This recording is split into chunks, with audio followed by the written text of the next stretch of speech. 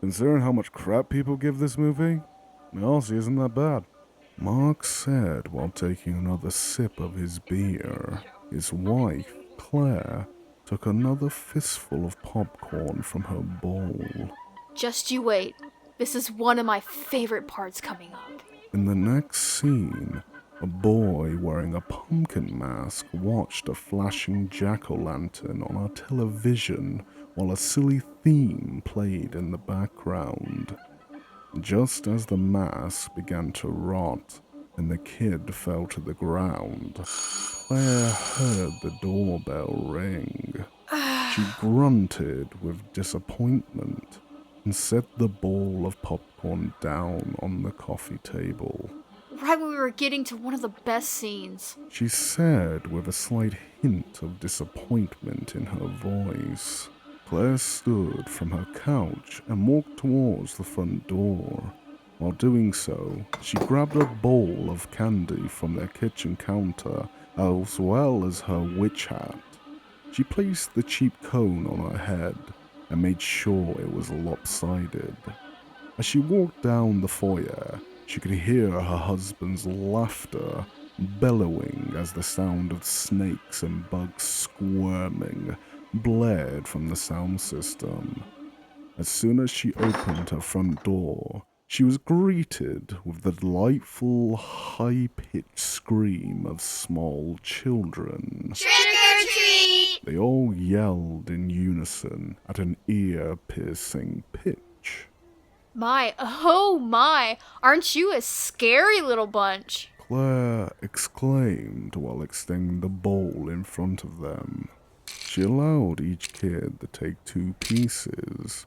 Most of them immediately went for the good stuff like Snickers and Reese's. Just as expected, none of the children went for the almond joys that had come in the variety bag. She didn't really mind, however. They were her favorite, and it meant more for her at the end of the night. Stay safe, children, and please be careful. This is a busy street, so watch out for any cars. Yes, ma'am. The group retorted while turning and running down the cobblestone path that snaked through her yard. One child, covered in zombie makeup, turned his head as he ran and yelled. Thank you. Claire smiled and waved goodbye to the children as they ran down her driveway and onto the sidewalk. As she watched them take off towards the next house, she caught sight of her neighbor walking across the street. The two exchanged a friendly wave. The woman and her daughter glanced up and down the street before running across it and up to Claire's front door. Happy Halloween, Margaret! Claire said while holding out the candy bowl for her daughter. You know, I've been looking all up and down the street for you. I'm guessing Mark went out with Tommy tonight? Margaret's daughter, Elizabeth, shuffled through the candy in the bowl and attempted to find one that would satisfy her cravings. Tommy actually went out with some friends from school. He was begging us all month to do it. I was a little skeptical, but Mark was the one who pointed out that we need to let him off the leash a little bit. We came to a compromise that he couldn't go past Jefferson Street. Elizabeth squealed with delight as she finally found a Twix bar among all the pieces of candy. She placed it in her bag and went back to scavenging through the bowl for another one. We also put a tracker app on his phone just to make sure he listens. He's never really been a problem with this sort of thing, but I just wanted to be safe. They both looked down as Elizabeth made it known to the world that she had found 2 more Twix bars. The 2 of us need to get going. If we see Tommy anywhere he's not supposed to be, I'll give you a call. The 2 women hugged, and Margaret took her daughter by the hand. As they walked down the driveway and onto the sidewalk, Claire looked on with a smile. The 2 of them passed in front of her house and further down the street. Just as Claire was stepping back inside, she caught sight of something in her neighbor's yard. A child stood near the edge of the grass. Claire guessed he was about 10 years old from his size. His small frame was covered in a pair of dark blue coveralls that were easily 2 sizes too big. His face was hidden by a Michael Myers mask that was meant to be worn by an adult, causing it to appear almost comically large on the boy's head. An orange plastic bag filled with a small amount of candy hung by his hand from a small fist. She assumed it was the Johnson's kid, considering he was standing in their yard. Did you want some candy, Robert? The boy stood completely silent and motionless. He simply continued to stare at her with the hollow, black eye holes of the mask. Claire had never really known Robert to be a talkative boy, so this hardly surprised her. Claire shrugged and shut the door behind her. She rested the bowl of the candy back on the kitchen counter and plopped down onto the cushions of the couch. Just as she found her perfect comfortable position, Mark nudged her. "Would you mind grabbing me another beer?" She glared at him with an exhausted look. You have no self-reliance, do you? Just like many other times in the past, Mark flashed her a pitiful look. "Please?" he asked in a mocking child's voice. Claire grabbed the empty bottle from his hand and stood up from the couch. Gosh, you're insufferable. She said with a laugh. Claire walked into the kitchen and threw open the door to the refrigerator. As she grabbed the one bottle, she figured that she might as well get one for herself. She placed them on the counter and opened the drawer to retrieve the bottle opener. Something caught her attention. Just outside the kitchen window, she saw a shadow fly across the grass in the soft glow of their security light. She leaned closer to the glass that frosted around the edges from the chill of the night air. A few dead leaves tumbled across the grass as she scanned the yard for the source of the movement. Her attention suddenly diverted to the front door. She left the bottles on the counter and grabbed the bowl of candy once more. As she flung open the front door, she was not greeted with the familiar cheers of small children like every other time that night. A front door step was empty. She glanced at her driveway to find no one in sight. It was not until she looked near the edge of her lawn that something caught her attention. The boy in the Michael Myers mask was standing near the hedge that bordered Claire's yard. He stood completely still in the green glow of the Halloween lights that emitted from the front landscaping. At this point, Claire knew this was not the neighbor's kid. Although Robert rarely talked, she knew that he was not one to pull pranks like this. She attempted to see any details of his face through the holes in the mask, but to no avail. Look, I don't know who you are, but either take some candy or get out of here. She held out the bowl in his direction. The boy tilted his head to one side as the Halloween lights changed to a shade of purple. He then pivoted on his heels and walked down her lawn towards the street. He vanished around the hedge and out of her sight. Little weirdo. Claire muttered to herself while opening an almond joy and popping it into her mouth. As she set the candy ball back on the kitchen counter, Mark called to her from his perch in the living room. "Who are you yelling at?" Just some kid who was standing in the yard. I saw him across the street in the Johnson's yard a few minutes ago. "Well, did you offer him some candy?" Yeah? Claire responded while popping the caps off their beer. All he did was stare at me. And walk off. "Good thing I'm here to protect you, honey." She rolled her eyes while walking back to the living room. Yeah, right. Claire said, shoving the beer bowl in his hand. She tousled his hair and sat down on the couch, with the popcorn bowl resting back in her lap. Claire picked up a handful and happily put it in her mouth.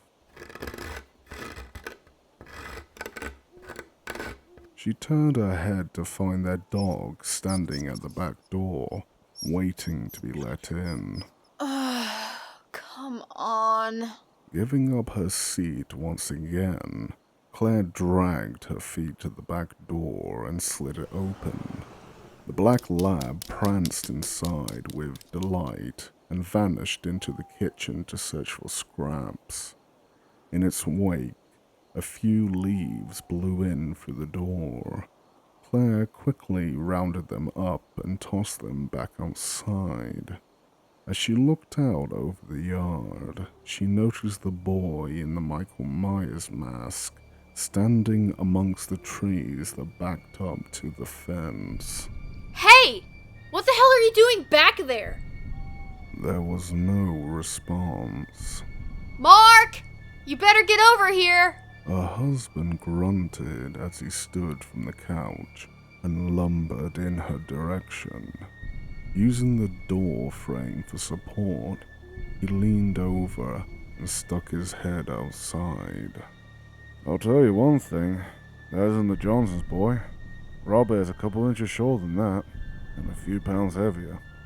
Claire blew air from her nostrils and pinched the bridge of her nose in frustration. At this point, I don't care who the hell he is. I just want him out of here. If that means calling neighborhood security, then so be it. Mark stepped outside with his bare feet smacking on the flagstone patio. He stood right at the edge where it met the grass.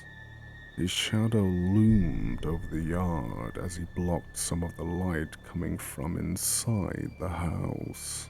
"Either you leave or call security. You got that?" The boy stood, motionless, and refused to answer. "Are you deaf or something? Get out of here!" This time, the boy moved.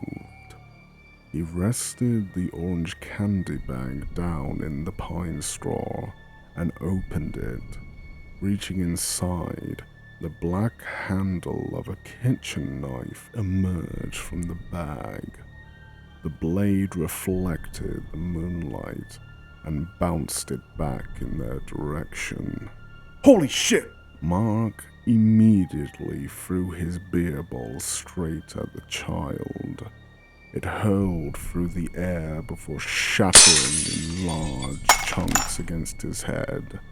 His small body slumped and fell to the ground with a soft thud.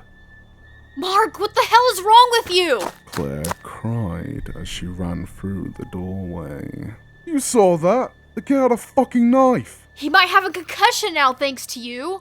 Do you want to have assault charges brought on us by this kid's parents? "I doubt they'll do anything to us when they realize he was carrying a knife around. Look at the size of that thing!" Mark turned as he pointed in the boy's direction. To his shock, the child was gone.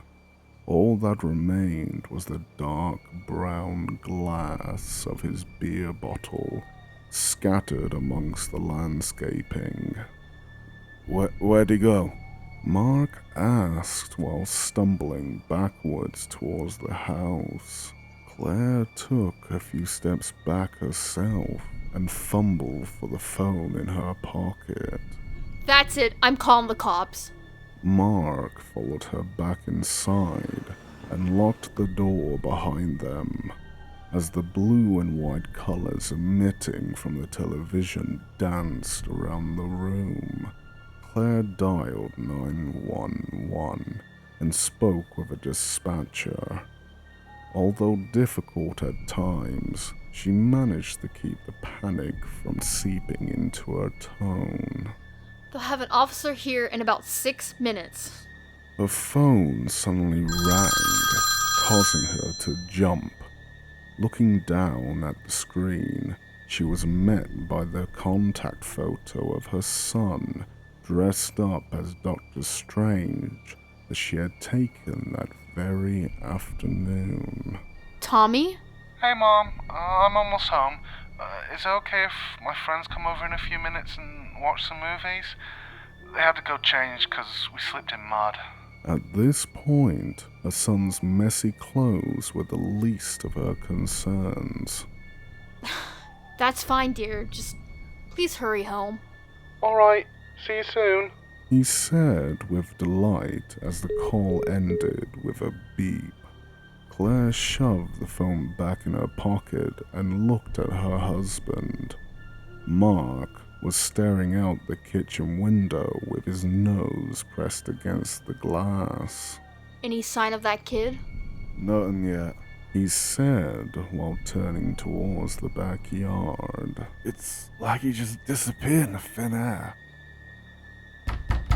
There was a knock at the door that caused both of them to jump.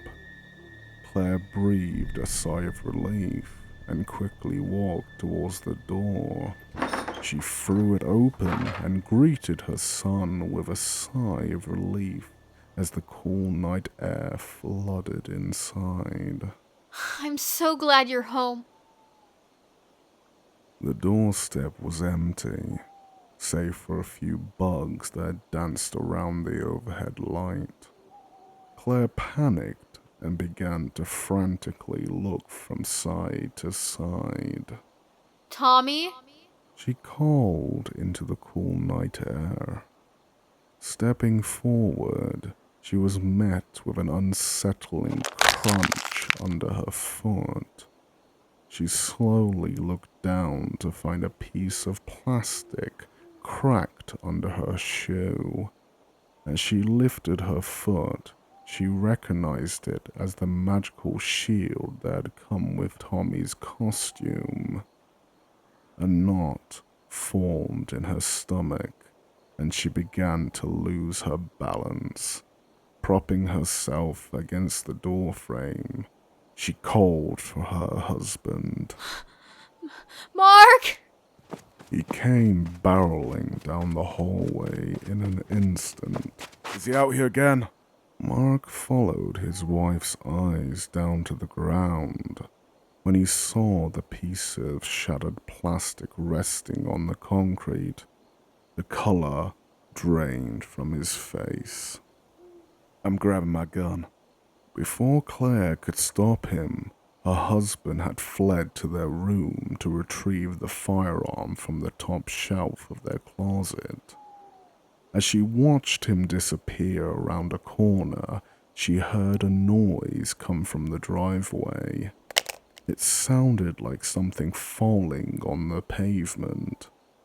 She timidly approached the driveway and peered around the back of her car. She was met with nothing but the sight of an empty sidewalk. She creeped closer to the street and was surprised to feel her foot slip in something. She glanced down to find a small puddle of blood near the back tire of her SUV. Her shoe had smeared some of it across the driveway in a dark crimson streak. Tommy's cell phone lay on the concrete with the screen cracked. Claire's contact was still pulled up on the phone app. Mark! She screamed at the top of her lungs. Within a matter of seconds, her husband came running through the front door with a pistol in his grasp. As he came closer to her, she pointed at the puddle illuminated under the sickly yellow glow of the streetlight. Mark wrapped an arm tightly around his wife and pulled her away from it. He was met with resistance, and she broke from his grasp and ran towards the street. As Claire glanced further down the sidewalk, she could see a trail of blood illuminated under the streetlights that dotted their way down the road. She felt her head spin and her knees begin to weaken. She soon fell to the ground and began to sob. Mark rushed to her side and bent down to cradle her.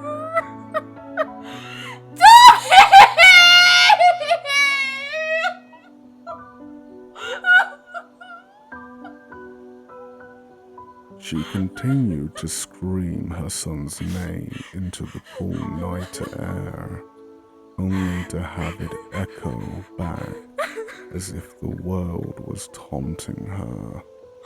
As her cries carried up and down the street, hot tears ran down her cheeks. Mark held her tighter as the two were bathed in the red and blue glow of an approaching police car. The vehicle pulled up the curb and the door thrown open as the deputy caught sight of them. As he approached, Claire's voice continued to pierce the night, only to be lost in the howling wind.